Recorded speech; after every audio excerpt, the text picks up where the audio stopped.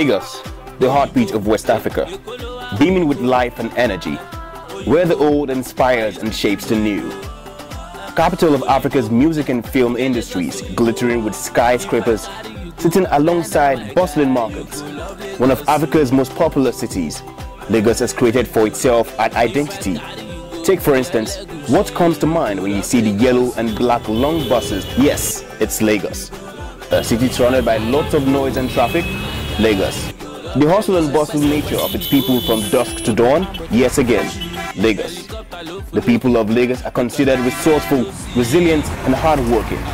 Because of the way people migrate from all places in Nigeria and beyond to Lagos, Lagos has been considered a no man's land. The ever-thriving nightlife business, of course, it's Lagos. Finally, its culture, the Ayo Festival, and its love for art, definitely Lagos. Talking about art, Lagos has different sizes and forms of art scattered all around to beautify the mega city.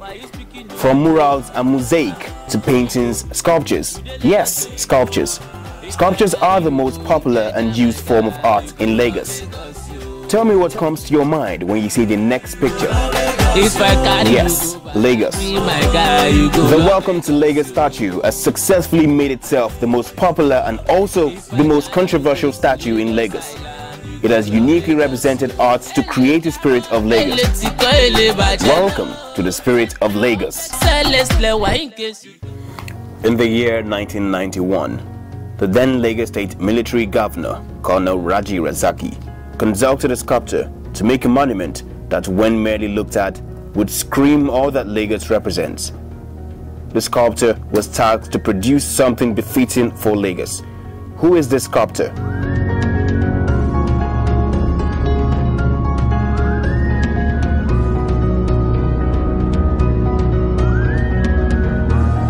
My name is Dr. Ahmed Olubodun Shodende. Born in Lagos, 63 Wakeman Street, Yaba. Long time ago. ABU for my bachelor's degree, Ahmadu Bello University, Zaria. For my master's, Eastern Illinois University, USA. And for my doctorate, Southern Illinois University, USA. I'm a professional artist, as well as a professional educational technology personnel. I'm Bernard Akondea Ino. I'm a lecturer at Yaba College of Tech. I'm a sculptor by profession, but I still go into some aspect of painting, which includes mosaic work and stained glass work. So these are things I do apart from sculptural works. I teach sculpture, especially figure modeling and drawing. Dr. Shodende was my art teacher in the secondary school. He taught me art, and he happened to be one of those that encouraged me to go into art after my secondary school. Dr. Shodende, before 1970, was a young man who came to teach us then, very vibrant, easygoing. He happened to be somebody other students look up to, because he was being a young person then, fresh from the university. We just looked at him and liked him for whom he is. Very carefree, and he still has that attitude up to today anyway.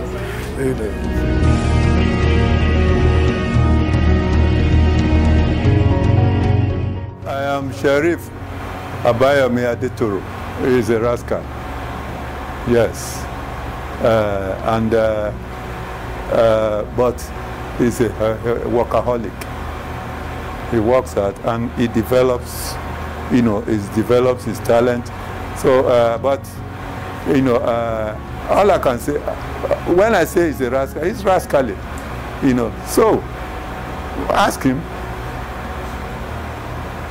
He's rascally and makes a lot of jokes about people.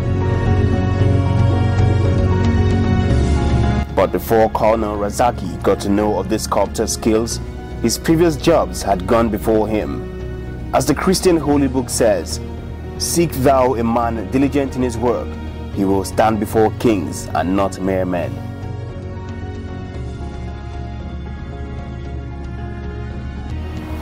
Before Rasaki, there was this governor they call Aigbe. Aigbe was the one who commissioned the unknown soldiers to me.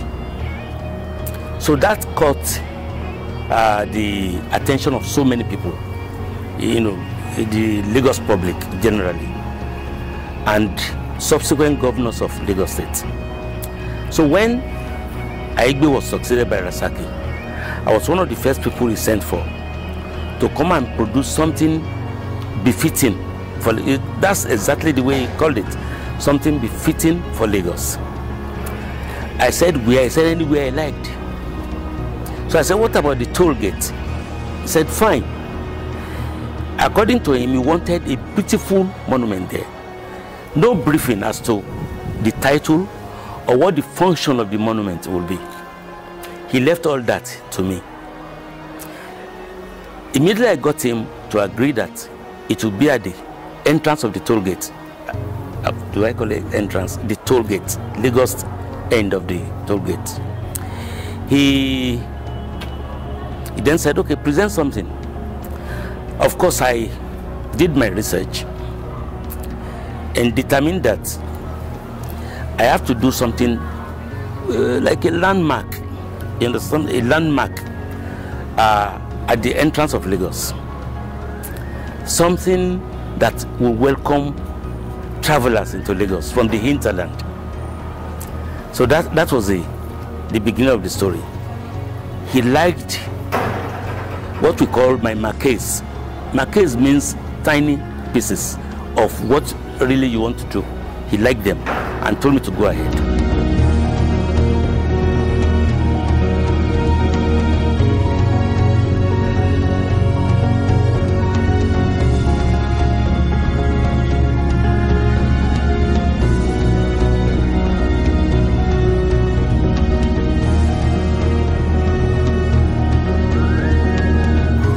You see, immediately I got the idea.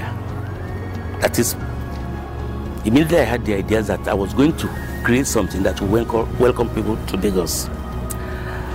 I thought about various options and determined later that, hey, that option of the royalty will be it. So I went to the Oba at that time, Oba Oyekon, and asked him, please, how I know that people greet by shaking hands, you understand? By shaking hands nowadays. Had it always been like that? Especially among the royalty? He said no. How is it done? He demonstrated it. Then I said, well, what type of people will the royal father send to go and welcome distinguished people into the state? He said, of course, they will be the judge chiefs. Who are the judge chiefs? He told me. Then I went ahead and sewed. I went around to, well, researched and sewed what they used to wear and got people to pose with their outfit. You know, it's a wraparound gown. It's not even a gown. It's a single piece of cloth, a wraparound. Typical of the monarch, of the royalty of Benin as well. And of course, the crimson neckwear and wrist wears, beaded wrist wear. And of course, the cap looking like that of Father Christmas, but this one plain white. So I sold all and got people to pose with them the way I wanted them to. And that's what you have there today. An artist would always present something that he feels like. That is the way artist behaves. The way that at that time, what you feel, you put your own interpretation into this. And that is what, you know, it's between the artist and the work that he produces. The way I see it. You know, that particular thing. And when you the way you see it, then you put your own personality, and that's the personality I think children they put in that work, because the way he looks, he wants the chief to look hefty, like the way he looks. So some of them they are short, like he's short, something of that nature. So that's it. Perhaps if I were going to do this sort of thing, I can just elongate it a bit.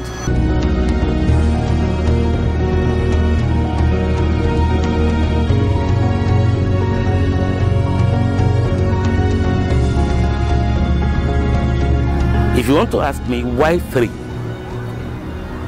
okay, I decided to make 3. You see, when the royalty sent out people, there was no limit to the number of people he would send to go and welcome any distinguished person. He would do it haphazardly, So I decided to make it 3 because I wanted to write a visual message script. You see, when you do art, you are writing in non-verbal language, visual language. So I wanted to write a visual language that would say "Welcome to Lagos" without really saying it. So I produced those 3 monuments to illustrate the 3 stages of the greeting in those days. The greeting that was typical to the royalty in those days, that was also typical to the royalty of Benin Kingdom, that hugely, popular kingdom, Benin. See, in the Benin Kingdom, they had a way of doing it: flat hand and a clenched fist. The way I'm doing it, not like this, but like that, and then they raise it up. Okay. In Lagos, the 2 fists are clenched. So my approach was to make the first move, then progression, the middle move, and the final move. That was all that was in my mind. The monuments were not personalized. They don't represent any individual. They came straight from mine. As Abraham Lincoln said, "Give me 6 hours to chop down a tree, and I will spend the first 4 sharpening the axe." Dr. Shodainde admitted that it took more time preparing his models than it actually took creating the models. Approximately 6 months. 6 months of studio work.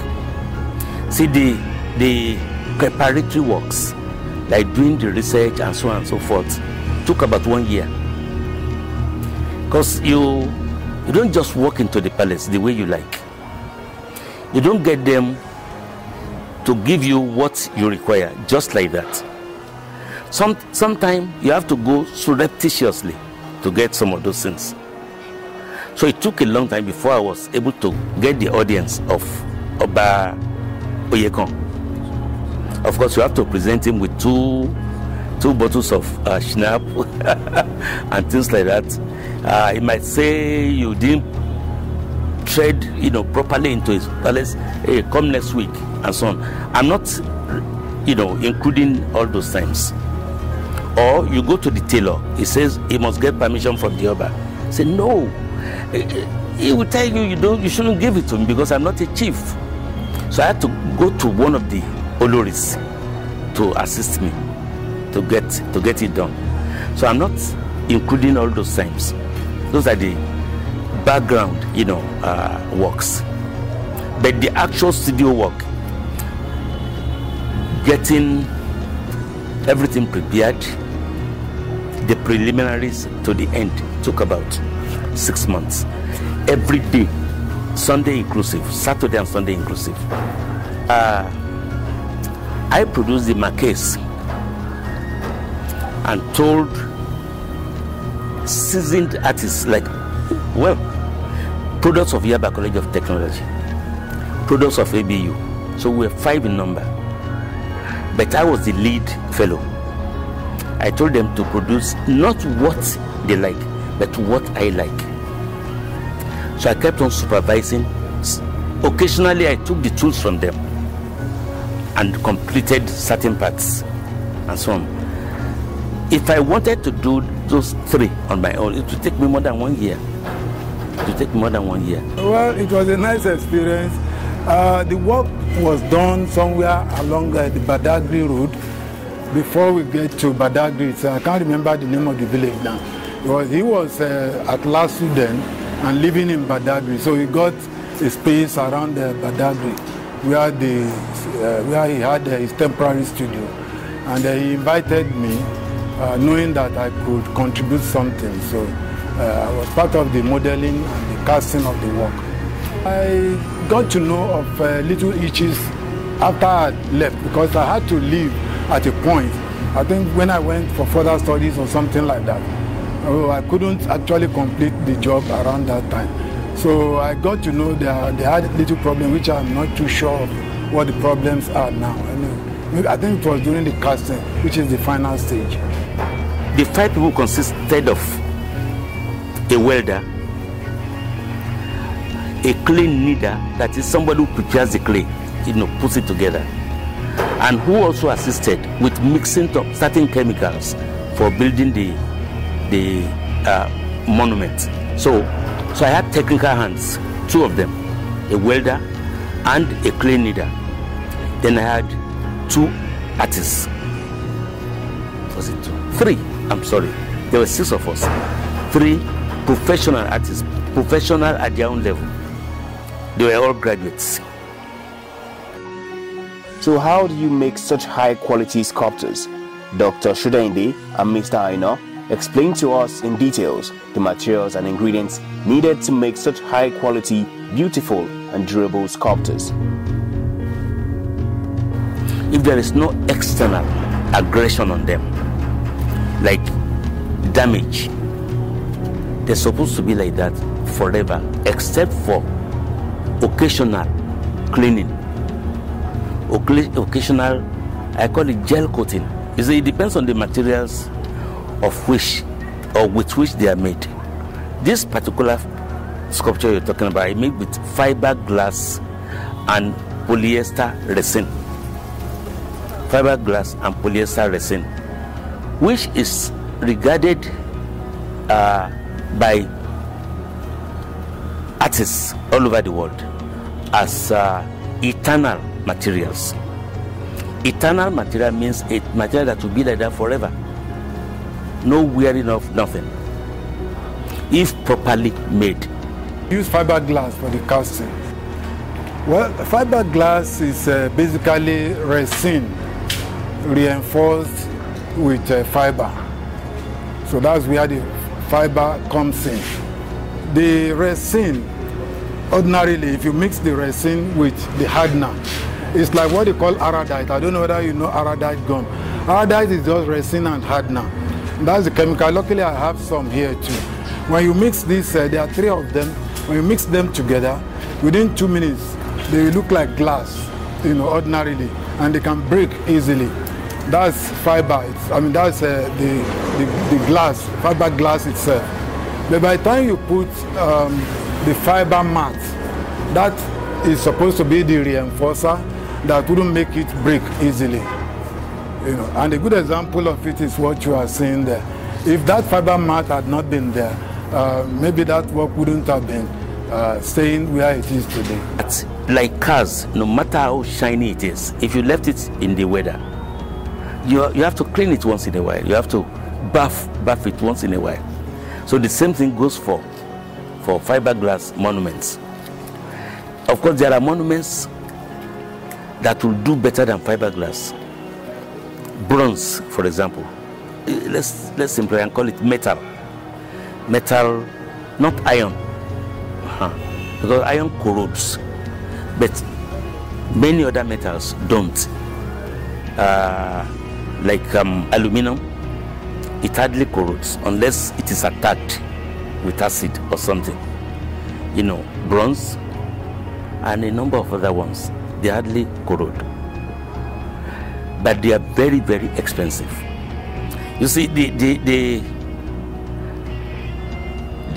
person, the owner of the work, determines what you're going to use for him. You present him with alternatives. and the cost. And it says, oh, let's take the middle one. Because monuments can be constructed with ordinary cement and, sand. It's done by many artists. I wouldn't do that anyway, for various reasons. The durability, the weight, the sheer weight, transporting it and mounting it up there, it will take a lot of effort. After being erected, the government and the sculptor parted ways. Enjoying more than 13 years of beautifying Lagos, it was vandalized in 2004 by some unknown persons. The first attack came when the thing was moved from the old toll gate, that is from the Lagos end of Lagos-Ibadan Expressway, to Baga. Is it to Jodu Baga they call it? It was moved there.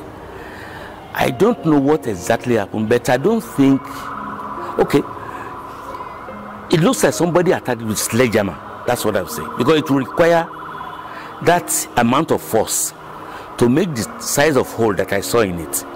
Somebody attacked and created a hole in one of them. Okay? I thought it's sledgehammer. I was called upon to repair it, which I did.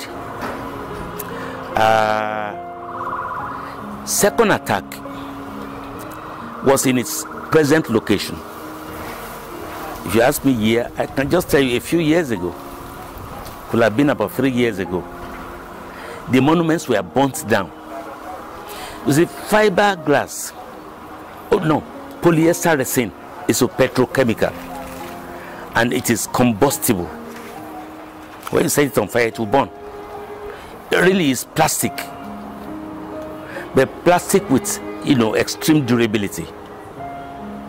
So some people went up there, put tires there, and burnt the 3 monuments almost into oblivion. So I was called upon to come and repair. Luckily, I was able to repair it. I remember when I was contributing to the work, I emphasized the fact that we need to reinforce the work properly. So with any form of attack, it's not likely to get damaged easily. And what we mean by that, to reinforce fiberglass, you need to put layers upon layers of mat. It's possible for you to use just 1 layer of mat. But where you use 4 layers, it's likely to be stronger than somebody that has used just 1 layer. And for an outdoor sculpture like that, you need to reinforce it, because you never can tell. It could be a mad person, it could be people demonstrating, it could be people that are anti-government, who thinks, look, why are you wasting our money on this during a demonstration? Before you know it, they start stoning it or bring axe to want to pull it down. That is common with public sculptures, because people believe that, especially when they get to know that they spend so much millions or so on it, they probably believe it's a waste of money instead of giving them the money to feed or money for social welfare and stuff like that. So there is the tendency for such works to be attacked. But a good sculptor would have prepared the work in such a way that however severe the attack may be, the work will not come down easily.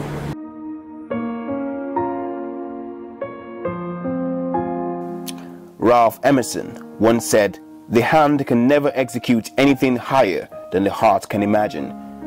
Art must be an expression of art. An attack on art or vandalization on an artist's work always has an impact, be it grief, indifference, or inspiration to make another. Oops. You see, when you make things like that, and it is attacked, the impact on you will be as if you are personally attacked. Extremely painful. Extremely painful. In fact, you think only about the work. You don't think about any other, or the effect it has on any other people. It's like you are the parent. You get what I'm saying? It's like your child being attacked. So that was the way I felt. I will not feel anything I will feel that God has made it the end of the road. That's the sin. Some people have seen this, and God wants those people to see it. Any other person coming like you should not see it, and that's it. It becomes historical. That's, I've become, historical now. Those people who are familiar with my works, some of them have died. Some of them are still living. Where is Adetoro? That textile person. About 7 days to repair that because it was a minor damage. It was a minor. You see, the real work there was you must bring down all the three in order to repair one. That was why it took that long. So it was like, it's a very short time. Speculations. People said a lot of things. But let me tell you this. It wasn't the first work to be attacked, first public monument to be attacked. I would say this is the second one. If you will remember, there was this figure of Awolowo, a tiny one, in the same location where you have Awolowo now. It was burnt down. So that was an attack. Arson. Okay, it was burnt down. So nobody knew why it was burned down. So people speculated that probably it was the same artist who did it, because it became a subject of vitriolic attack by artists. They considered it very poor representation of Papa Awolowo. So maybe one of them burnt it down, hoping the job would be given to him. Some people said that. Some people said it probably was the same person. So he could have an opportunity to do one that will paint him better. I'm just hearing that, and I don't look at that side. If I do a work for you and you think you can afford to let somebody vandalize it and you make another one, good luck to you. But I make sure I put in my best, and none of my work has never been treated like that. So, and I want to believe, without being boastful, people respect my work. So I don't see anybody that will go there and vandalize my work. For what reason? Unless if the person is not okay upstairs. So my work has never been vandalized because somebody wants to do. You can go ahead and make your own. If it's better than mine, I'll be glad and come and learn from you. So I don't think about that, and I don't give it down. I don't care about all that.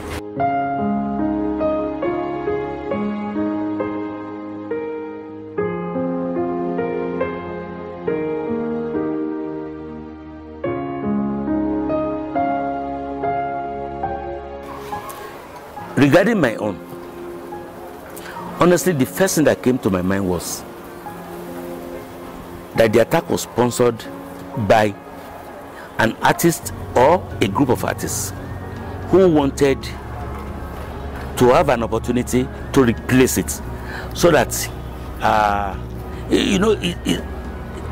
up to now it's together as an icon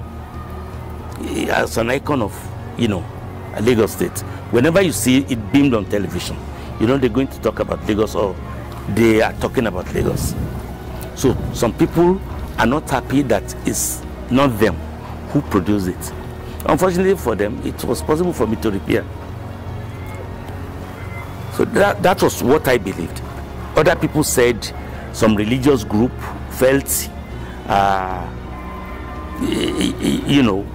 people of Lagos are not one, that the thing was not representing them properly. For example, Muslims, Islam is iconoclastic, that is image destroying religion. You get what I'm saying? Image destroying religion. Islamic art, there is no representation of any animal at all. It's floral. But some people said it could be Muslims who attacked it. Some said it could be people, some other religions who did the work. Residents who supported the vandalization claim the monuments has a diabolical effect on anyone who stares at them. The makers of the monument explain why these beliefs may have been generated, stating that art brings goodwill and not otherwise. Yes, I've had people, especially some of these new churches, some of these Pentecostal churches, talk about evil spirits residing in such things. But I thank God, ever since I have this one here, I've been blessed, I believe, because things are just blooming for me. So if there is any spirit there, the spirit is to help me grow. And again, don't forget that some of these works, you find a lot of them in the Catholic churches. So why are the churches not coming down, instead? So I don't believe in that anyway. I don't believe it. When you get to my sitting room, you see a lot of this artwork. From the staircase here, you see a lot of these paintings and sculpture work. And I thank God that instead of me coming down, God is raising me. So I don't believe in all these stories about spirit being there. I don't believe in that. Personally, I know nothing about the world of magic. I'm a completely plain person, vulnerable to whatever attack anybody brought to me. I will beg. You get what I'm saying? So I don't know. I believe what I put there, I know that what I put there had no magical or whatever component to them. I don't know what happened to them in the night when I was no longer there and so on. But honestly, they are plain figures. They are just plain, innocent figures.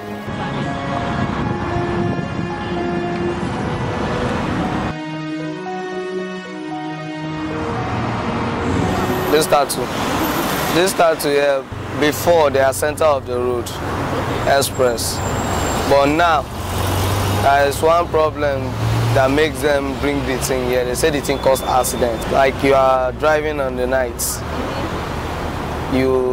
the thing is too big, center of the road. That's why they just bring it out. It makes the road too small. You see, it was possible.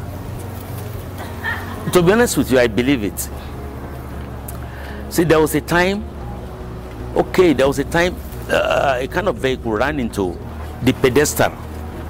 You get what I'm saying? The pedestal. Government called on me then to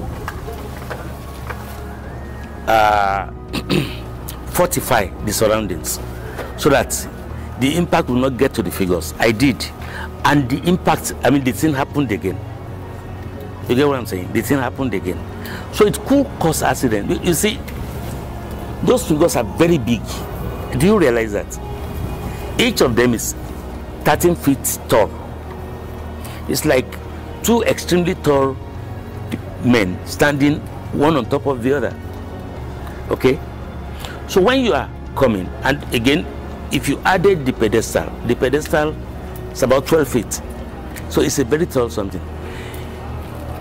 If you are the driver and you don't concentrate much and you are looking at it, you could run into it.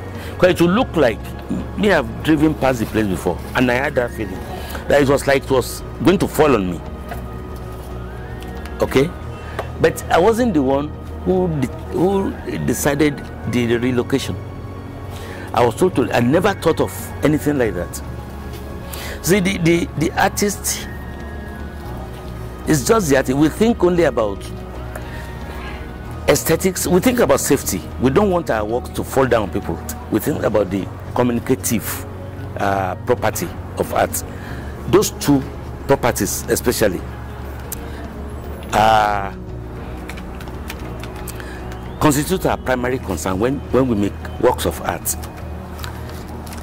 The safety aspect regarding, hey, does it look like it's falling on? That determination should be made by some other experts. So that's what I think.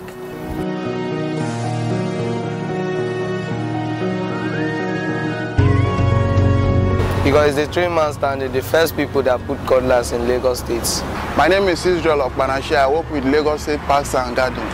I think the statue was formerly on the major express road, but I think the government saw that it was somehow outdated and they need to remodel it, and because of subsequent accidents, So they now came up with a plan that instead of keeping it on the main express road there, they should move it to this place. That's how it was finally moved to this place. Trailers going and coming, they sometimes hit it and it got broken.